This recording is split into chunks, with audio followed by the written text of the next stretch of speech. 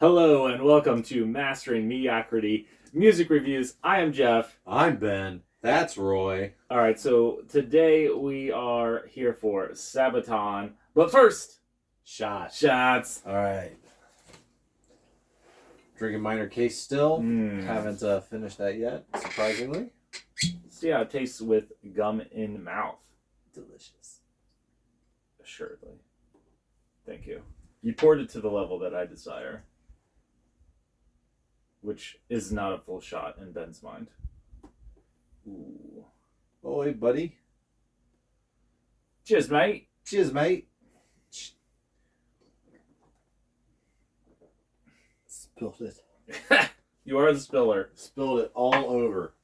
Ooh. It's rough this week. It is rough this week. If it tasted like this last week, I probably wouldn't have given it such a high score. I gave it a 9. It just makes you wonder, like, what we would have given Jefferson's where we are right now. Because we liked Jefferson's. You think it would have been even worse? Yeah, I think it would have been. I mean, because Jefferson's compared to this was definitely a notch down. 7 Up. If you want to wash it down with a 7 Up. Yeah. Yeah. Hard to say. Yeah. It's a good start to the show, regardless. Ooh. Just a touch. Oh. All right, buddy. So I think it's fair to start off with why this was on the wheel. Yeah, so we got Sabaton, Primo Victoria. This is their debut album, released 2005. They originally had like a demo tape, which they later released. I want to say in 2007 or 8. Metalizer. It's like the third one. That was like really their debut album. Their real debut album? Yeah. But like how does that calculate with Primo Victoria? Was this demo? True demo? Yeah, Metalizer was like demo. You can hear difference. You can hear songs that would later have their more traditional war themed elements. So that don't have those lyrics on Metalizer. I felt like this was a very tailored album.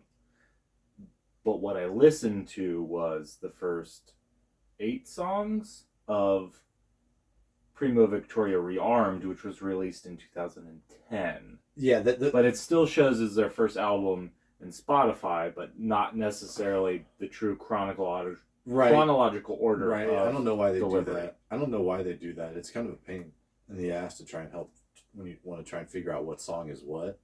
Yeah, because you want like the real album. Yeah. Yeah, I would love it as released.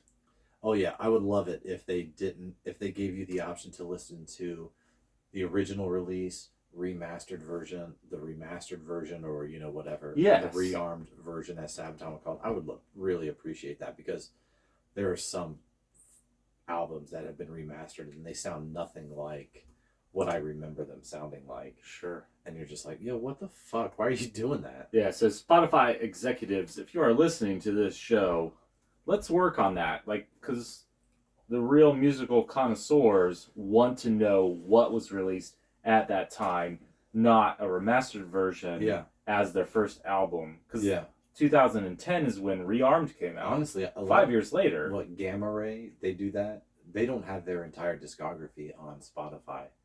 They're missing a couple of albums. Yeah, I mean, because this album doesn't sound like a freshman debut album does. This is like the production level on this album is so good. Pretty good. And we'll talk more about that later, but let's talk about why you like Sabaton, or where you discovered it. Just start it off. This is how I first found them. I would say I have the faintest memory of a Sabaton song in 2005 or 2006. This is back in MySpace days when it was easier to meet people or, connect with people. Around the world, around the country. And somebody that I met on MySpace, I think, sent me Primo Victoria as like, hey, check this. I think you might like this power metal band out.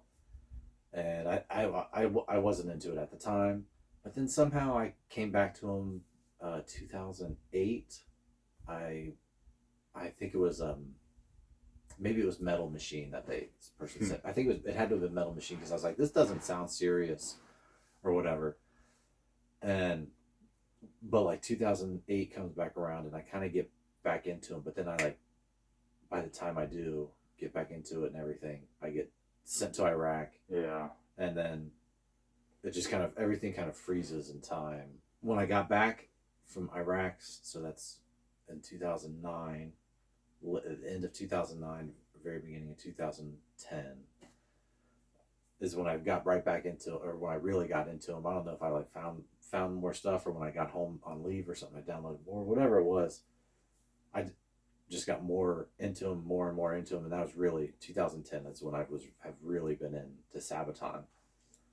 And then get back from Afghanistan in 2012, and I think it was 2012 or maybe 2013. I think it was 2012. Yeah. On my birthday, March 31st, most of the band left Sabaton. The only two original members are Per, the bassist, and Joachim, or the lead singer. They're the only two originals left. Yeah, Joachim, yeah. Yeah, the two guitarists, the drummer left, and I was like, oh my God, this is going to be so strange. But like now, going back and listening to this album, and that's a thing that pops up time and time again, is songs that back then I thought were just average, and I mean I still think a lot of them are average or whatever, slightly better than average or whatever, solid average songs. Yeah. I like them more, or I appreciate them more, because Sabaton doesn't do stuff like that anymore. You know what I'm saying? To a degree. Yeah. Yeah. Anyway, so I got a thing. Yeah, here. There's definitely some standouts, yes. Yeah. But there is still very much a lineage. I think we kind of found that with Powerwolf too. Like what I say, like I've said before, like the first album and like the second album or whatever, they have like this kind of big repertoire of stuff, or not big necessarily, but this thing that they've been doing and that they've kind of been able to hone. But like as they continue on and they get more and more popular, little chunks of stuff gets chopped away, where they become more and more Sabaton. Sabaton has become more and more Sabaton sense. I don't disagree with this sentiment, but I think you'll see. Okay. Well, it'll come out. Like I'll just say, I feel like they made less of a transformation than Powerwolf did. Is that fair? I don't know. Yeah. I just feel like you can go to their latest singles and you can see, that's true of Powerwolf too. But you can see like almost a direct lineage of where like this came from. Sure. I'm not saying you can't, but like, yeah. I'm saying those songs that might be filler songs on an album now they don't sound like the filler songs here. And they're not as experimental. And I think that might just be a musical style choice between like the new guys. You know what I'm saying? You get to an echo chamber, or you break out of your box altogether. Like, yeah, I don't want to say Metallica did with Saint Anger, but yeah, like, but they haven't done that. They haven't gotten to the point where I feel like they ever broke out of their box. Who? Sabaton? Mm-hmm. Yeah, I think they could. The talent's there. There's just no doubt. But I just think they're becoming more and more of a thing. So I'm really curious to see what they're coming out with a new album here in a couple of months or whatever. Anyway, so I've got a thing here. This is just from Wikipedia. This is basically the top line Wikipedia. It says Sabaton has been referred to as one of the big four power metal bands, which I think is that blows my mind. It does. And then it says the other three bands are Helloween, Blind Guardian, and Dragon Force, and that was from a Loudwire article, like, you know, the big four of different metal subgenres.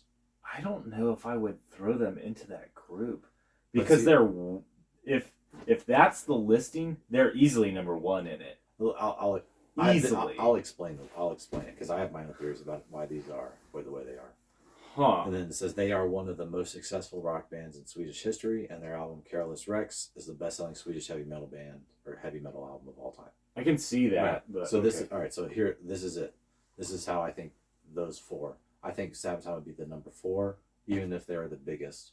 But like I'm talking in terms of time. So Helloween is like the first power metal band, or the band that put out the first power metal album. Blind Guardian would be like the next people that picked up the mantle of power metal. And then Dragon Force brought power metal into a mainstream audience through Guitar Hero in the early 2000s, mid 2000s. Yes. And Sabaton now is picking up and bringing it to a larger audience. Because I'm like I said, when you ask me about it, it's like it blows my mind, and I can't believe they are where they are now. Because you and I would go see them in like 2013, 14. Be like small. They're not even theaters. They would be the opener to a shittier band, and there would be 50 of us there to see Sabaton. You say that, but they were an opener to Amon Amarth, which has more credence but isn't as popular now. But like, I don't want to say Amon Amarth is like shitty or anything, I don't mean that. But like, I think we've seen them open for worse bands. And it just blows my mind that now they're headlining Wacken and with two stages. And that blows my mind. And then it does mine as well. I didn't predict it whatsoever. No. I think we had a text conversation, and like what it comes down to is how much they toured, where they toured, and just like staying with the formula and knowing that it was good, and because they spread it around the world, I think they forced themselves to be recognized. Yeah, I think that was part of the reason why the original band members left the band, is because they, at least that was always the rumor. I haven't looked into it. It could be totally different, and they could have all, whatever. It could be all totally different. But I always heard it was like those guys just didn't want to do like the touring commitment and take it to the next level. They just weren't willing to go there, and they went off and started, or not started. I don't know if they started it or joined, but joined Niels Patrick Johansson in Civil War and did something cool. I mean, I like it. I know he's not really your cup of tea, but I really like what they're doing. Yeah, or what they do. But anyway, do you want to trade? Let's do it. Let's trade it. Yeah. All right. I'm gonna take out my power cord. Good idea. Just a quick glance through. Yeah.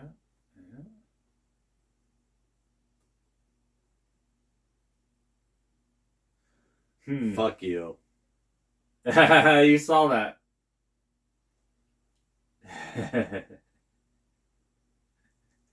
You're a fucking asshole. I don't even want to talk about this anymore.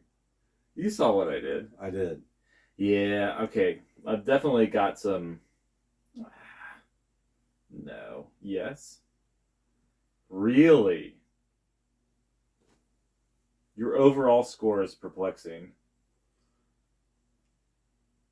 I don't think you mean that. I don't think you mean that score for the I don't even remember what it was now. 7.5. I think I stand by that. All right, so First impressions.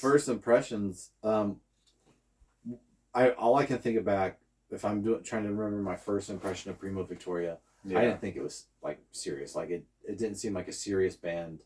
I mean, they might be singing about serious things, but it just didn't seem serious. Because he's the historical got a perspective, unique voice. They're like kind of the first ones that are really doing that type of thing, and it's just like, whoa, it's really different than traditional power metal.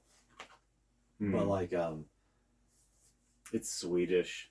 Yeah, but then there's a really popular YouTube video that's not synced up, but they just play the opening scene to Saving Private Ryan to that Primo Victoria, and this is Wild West of YouTube, back when they'd be like official video Primo Victoria, whatever, So like it became really popular, and that's kind of the first time I listened to them. Really got into. That's when you got into it, because then you see the imagery and the song, and you're like, okay, this might work. This might be a thing. Yeah. You know what I'm saying?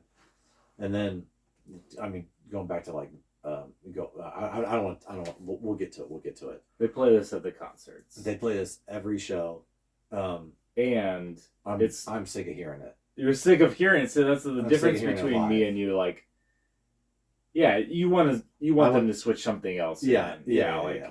but to me, this is one of their first victories for me. Oh, for sure, for sure. I heard it and I was like, oh, because it's very palatable, Mm-hmm. not so power metal-y, but is, Mm-hmm. and you just get introduced to his voice. the It's gates a of it's a hell, great opening as we for the make our album. way to heaven, through the Nazi lines. Yeah, Primo Victoria. Oh yeah, It's great. I got the shirt on. Yeah, I got the shirt. I mean, I it's love it. great. I love it. It's a but, great like, song. I would be so much happier if they took those. I'm just gonna say 5 minutes of the concert and played a different song. But there's because you've been to have seen them 5 times, 6 times, whatever. Yeah. So if you like go and you're like a listener that hasn't but you've listened to the Sabaton, but you haven't been to the concert on yet. one of their posts on Facebook. I was like, they're like, what songs do you want to hear? I was like, man, I can tell you what songs I don't want to hear. Yeah. Like, I like rattled off 2 or 3 songs or whatever. Like, hey, and they responded. They're like, there's just some songs that we think everybody you can't that we get can't rid not of. play because they're the first songs people come to or whatever. They're our most popular songs, etc., etc., etc. They didn't use these many words, but it was that sentiment, and it was just like, I mean, I get it, but I've been to 5 concerts, but like I could put together a killer set list of songs that you guys never play. Yeah, you know what I mean. Anyway, moving on. There might be a song on this album. Yeah, so I gave that song an 8. I really like it. I do really like it, even if I don't want to hear it. 8.5. Nice. Yeah, nice. I could listen to it all the time. Yeah. Yeah. Number 2, Reign of Terror. This is one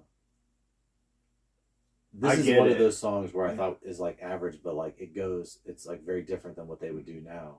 Yes. And so like at the time, this is one of those songs. Like at the time, back in the day, I wouldn't listen to the song. I would just skip it or whatever. But now I listen to it and I'm like, this is nice because it's different. Yes. And so I gave it a 6.5. That's just like in the objective score, but I enjoy it more than a 6.5, if that makes sense. 8.5, and it hits. It's really really heavy on the double bass. Oh yeah, and like not so much mathcore or metalcore step changes, but like I put that this song is like a Gojira song done with the greatest parts of Gojira, just like real hard.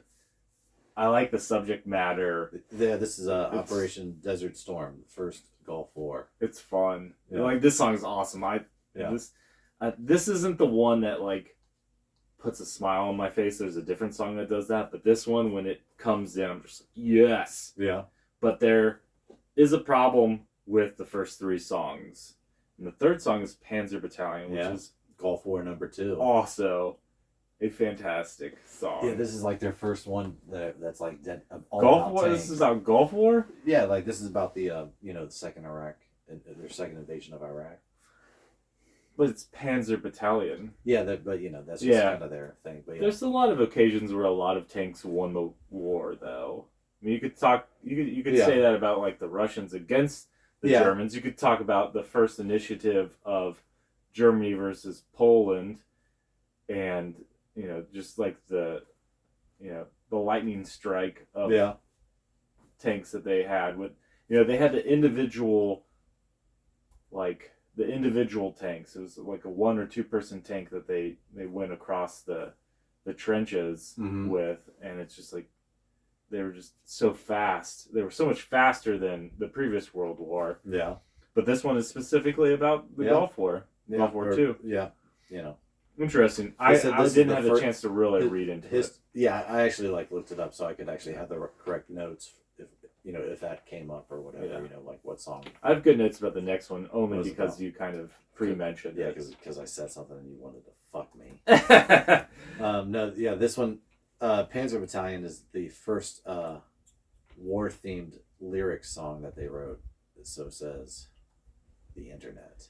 There's a very cool guitar sound that I put is outside of a German setting. I didn't really get it, obviously. So to me, it sounded definitely more Middle Eastern than it did sound German. I was like, why are they calling it a Panzer Battalion? I mean, Yeah, they Panzer's German. Yeah, they go really hard in that musical style, that kind of Middle Eastern exotic theme. Yeah. Whatever it is, musical mode or whatever. But okay, all right, Panzer Battalion. I gave it a 6, but it's like a solid 6. I gave it another. My first 3 are 8.5s. I love Okay. I love all of those songs. All right, so Maybe the greatest opening 3 album songs that's funny because that I've rated. Because I think it's really you can include the 4th song in that, but our scores are completely different. No, they're not. Yeah, no, you fucking gave a real score. I gave it a 1 out of 10 because I knew he was gonna read it. Yeah, and then I said, "Ha, fucking got you." Yeah. So all right, so this is probably my favorite Sabaton song, Wolfpack. Yeah. I was like 9.5 or a 10, but like really, there's like one part of it that tripped me up forever. And they do like this part where they like you 5, 6, 9, but they have like this weird like there's like a little trip up that just tripped me up forever. And so like I wish they would just have done that in a straight rhythm instead of doing the. Well, there's like a really good reason they do that though, because like the number change right resets the way you listen to the song. Right, but like that bothered you at first. Yes, like because it's hard to like remember to like catch the rhythm and everything, but like that song, they could play that song at every show. That's my favorite Sabaton song. They could play that. The last 2.5 minutes of that song is how I want the encore to end. You know, they come out play the encore. I don't recall hearing this live. No, they don't. They like rarely play it, but like it could do. The way it ends, you know, with like a fucking killer. It deserves it. That's what there's a lot of fucking crowd. There could be crowd interaction. The crowd singing. There's a lot of fucking, like it is the perfect fucking build up. The way the last 2 minutes built, and then they never fucking play it. Yeah, that's sad. What you said about like the number part, that's the part that's like mesmerizing about this song, because actually, I think the guitar solo is mesmerizing. Yeah, that's good too, but like the way they say the numbers and how much meaning there is behind those numbers. Yeah. If you like look it up and realize this is Convoy on 92, which is this like big commercial military fleet that's going from the UK. Is it from the UK to America? Yeah. And Germany. They know that like Germany is hostile at this point. So it's 1942, I think. I think so. Yeah, German submarines, May 11th, 1942. Yeah. So you could say that like World War II started in 1939. Sure. Technically. But at that point they were just appeasing Germany with the invasion of Poland. They were appeasing because they just really didn't.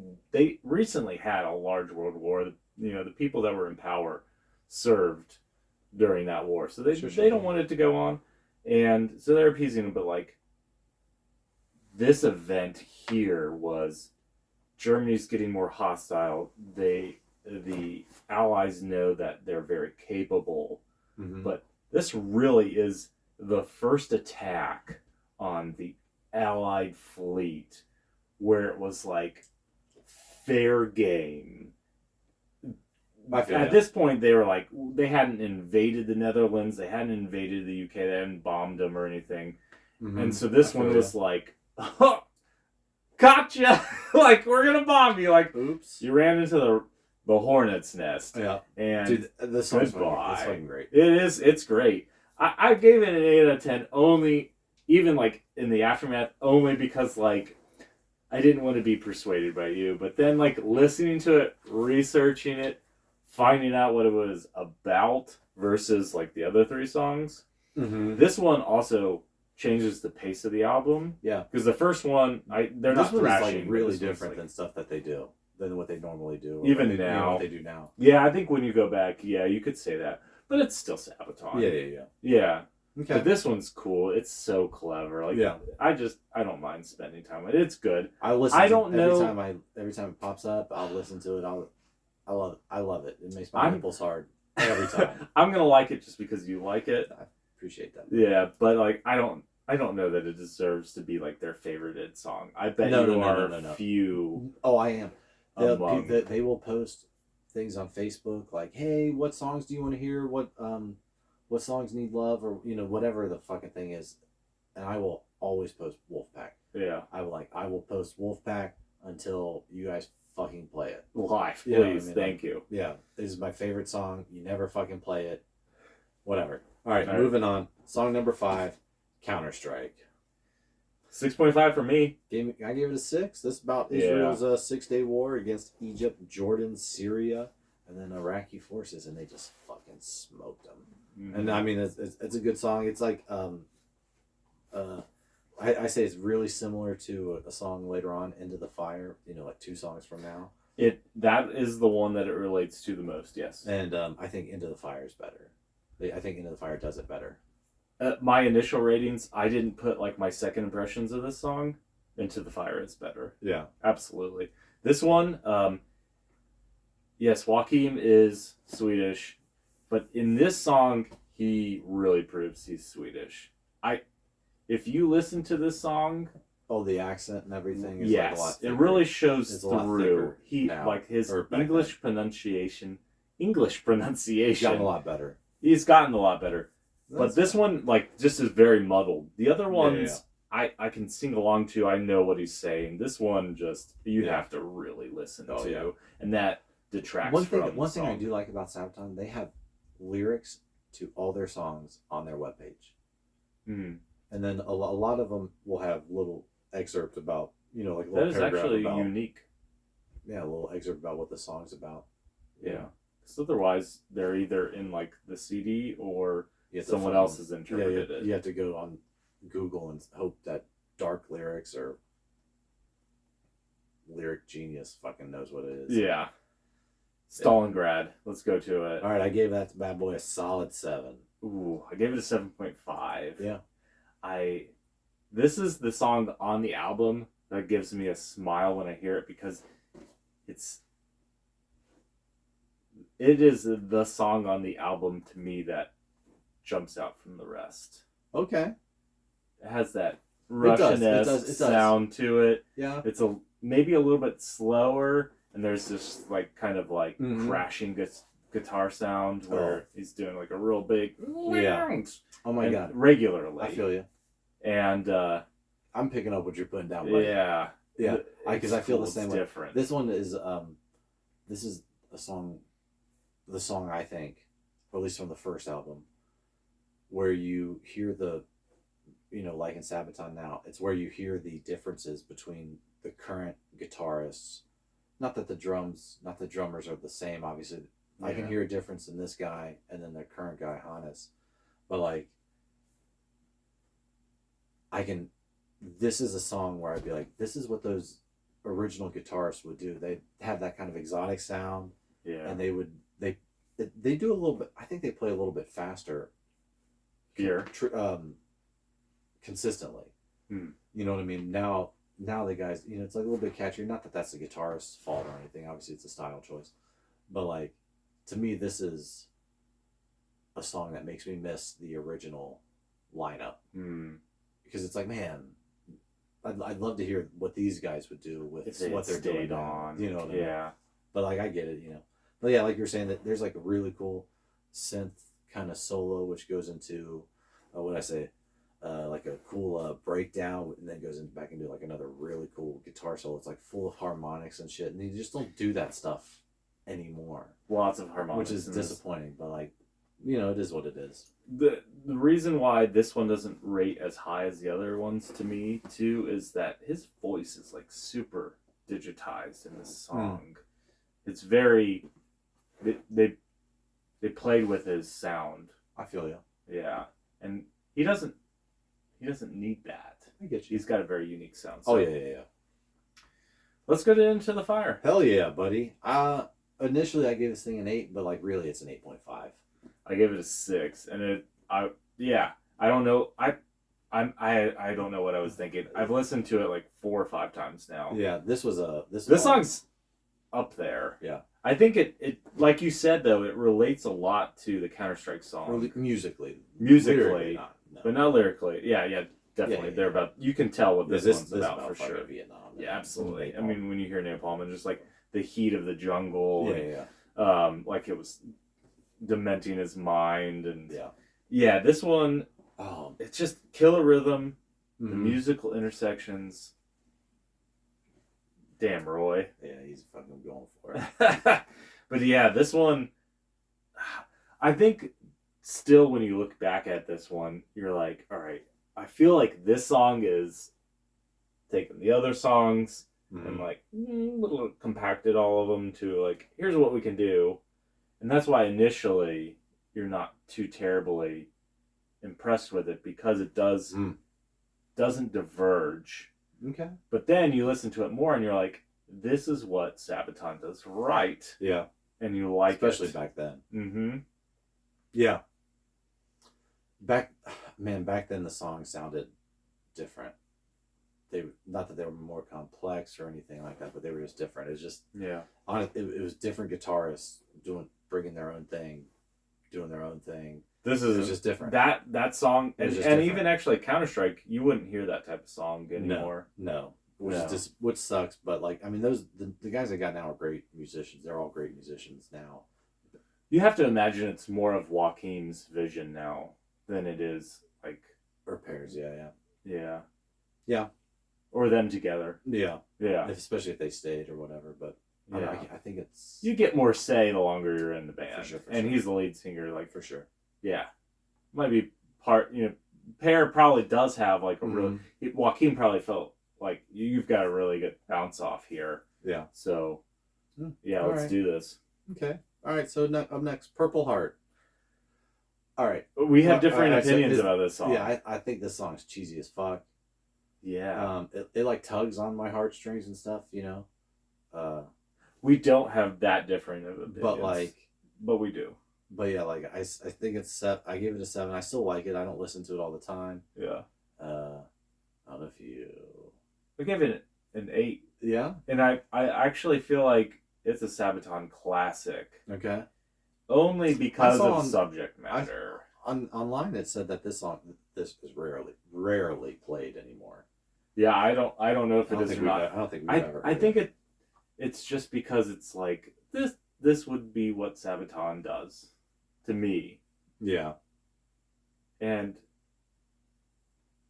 they have, like, when you think about like a Christmas Truce, like you can feel where the seed was planted by this song. I feel you.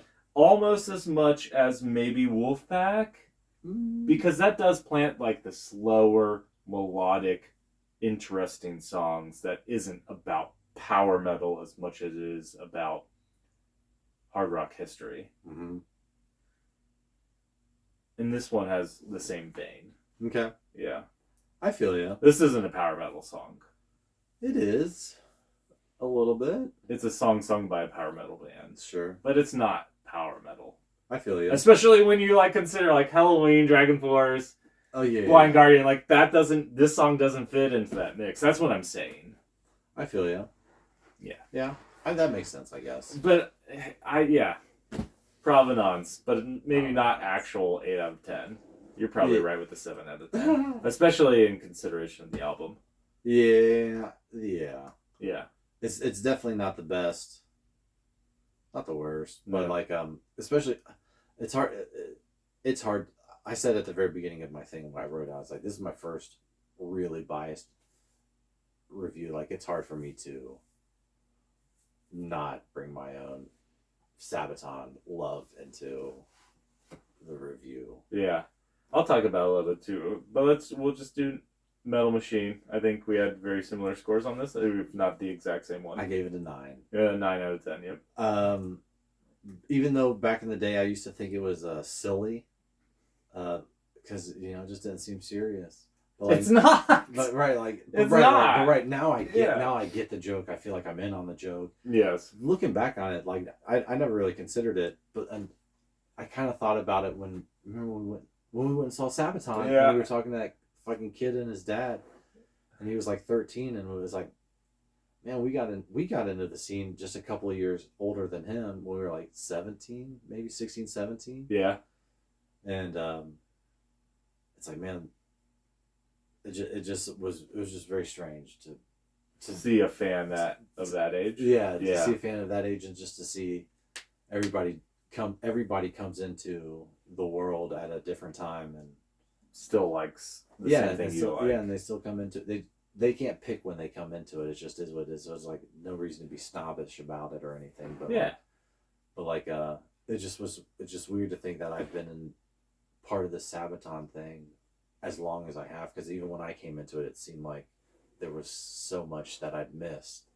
Yeah, you know what I'm but saying? you're still early. Yeah, and which is crazy in the grand scheme of things. Like there were crazy. There were times when I felt like I was the only person in Ohio, in North Carolina, in the States that listened to this heavy metal band that sings about war songs. Yeah, you know, they were there, and at that point, I was just kind of like, yeah, I'll go to a metal show with you. Right, but you weren't there. I wasn't there.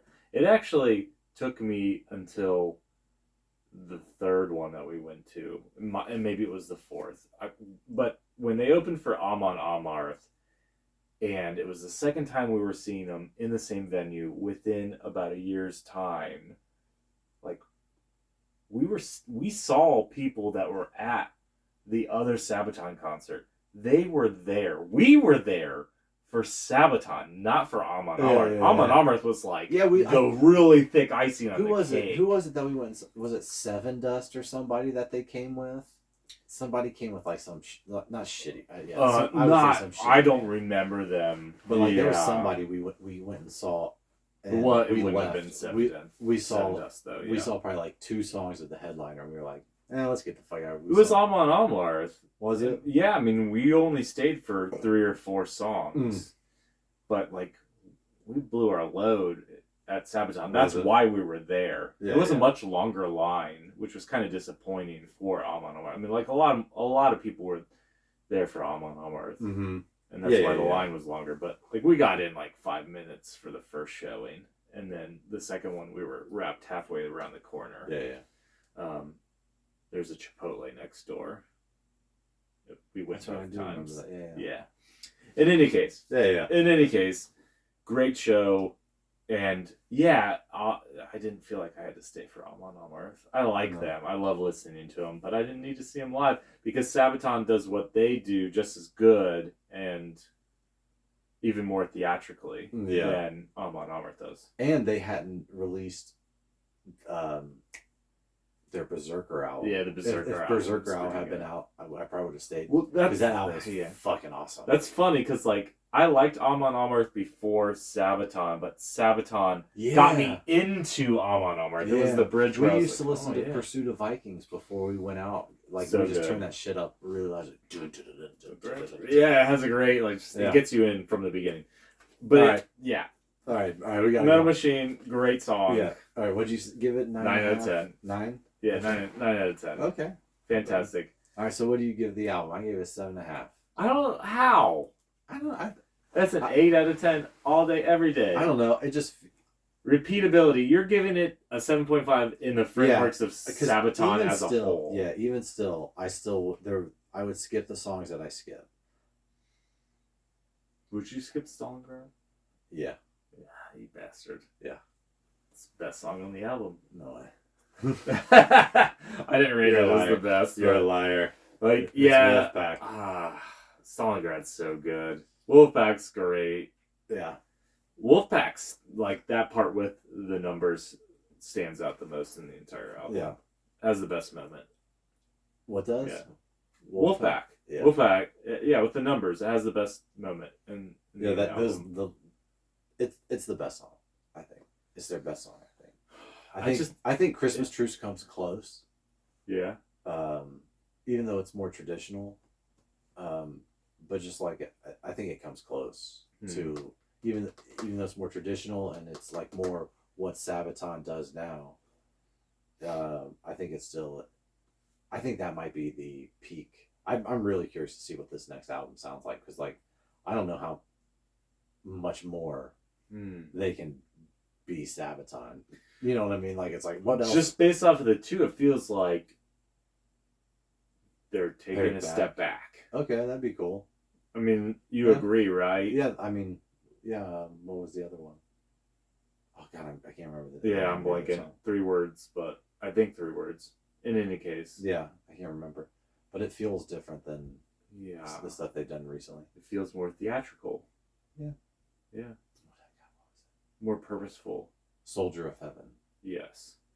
They do seem like they're, like with Bismarck and even the way they like shot the music video, it is starting to feel more theatrical in nature. It's amazing what their videos are like. It blows my mind. It blows my mind. Yeah. And that one, That had to have been, if not $1 million production, yeah, like $500,000 production. yeah. Yeah. That's all I can say. It blows my mind Well, that they are as big as they are. I had the Sabaton to you is Five Finger Death Punch to me, because I saw them at Bogart's with Disturbed. Mm-hmm. Disturbed and Five Finger Death Punch are one of the 2 biggest metal hard rock bands existing now.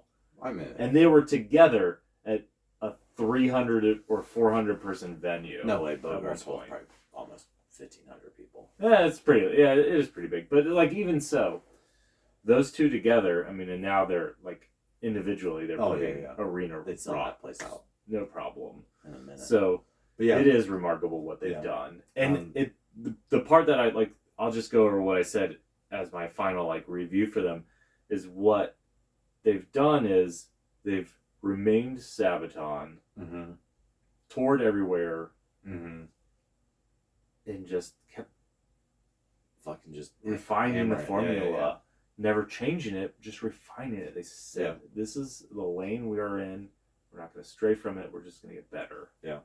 Along those lines, I'd say I'm glad, like you said, they stayed Sabaton. So it makes me glad that they were able to do that 2-stage headliner at Wacken with the original lineup on one stage and the new lineup on the other stage. To me, that seems like hey, we're all still friends, sort of thing. Like they just wanted to do something different than what we were doing, or what me and Pear wanted to do. You know what I mean? It's like How cool, I can respect that. Regardless, You know what I mean? I would. This is what I always say. As far as me and you, like if we were ever in a band, I'd rather keep the band together than do any of that other stuff. You know what I mean? But like that's just me. Well, that's why we're here. Yeah. Yeah. You know what I mean? Yeah. Your opinion in this world matters more to me than like success. You know what I mean? Yeah. All right. So let's wrap this bad boy up. First Sabaton, I want to say, been fun. Glad I've been able to go along this journey with you guys for like the last 10, almost 15 years now. It's been a lot of fun seeing you get to where you're at. Let's end this bad boy with a shot. Jeff, bro. Let's do it, brah. Well, we're about to finish this. And there's one more for after I leave. For me. For you. Yes. All right, buddy. Cheers. Cheers, mate. All right, so now that we got all that sentimental shit with Sabaton out of the way, got the Wheel of Destiny. Last week, obviously, is my choice, or one of my picks with Primo Victoria. Finally, we replaced that with Pantera, Cowboys from Hell, one of Jeff's picks. which hopefully you won't actually be disappointed by. Yeah, hopefully not, but Cowboys from Hell is such a good song. Yeah. Anyway, Jeff, is it my turn? I mean, sure. Since it was my album, well, it only seems fair. Mark spun the last one. Yeah, it only seems fair since it was my album. Okay. I'll hold it. I'll anchor it. You give it. I feel like holding it as Wheel well. of Fortune spin. Dong. What are you gonna be? Oh. Soil work. What is that? Verkleiten. Verkleiten. What? Yes.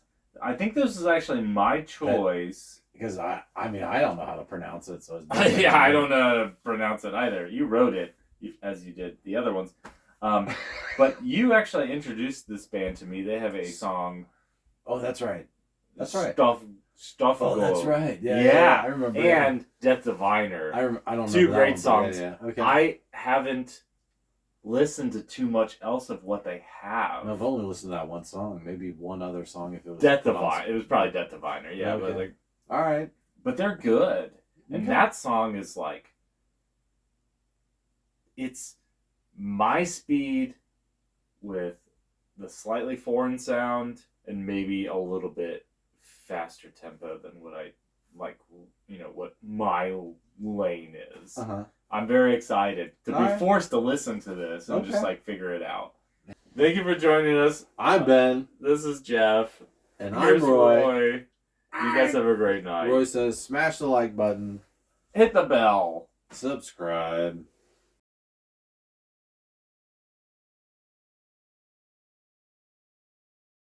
I've Like- always said, like, if Jeff killed people, I'd always be like, what'd they do?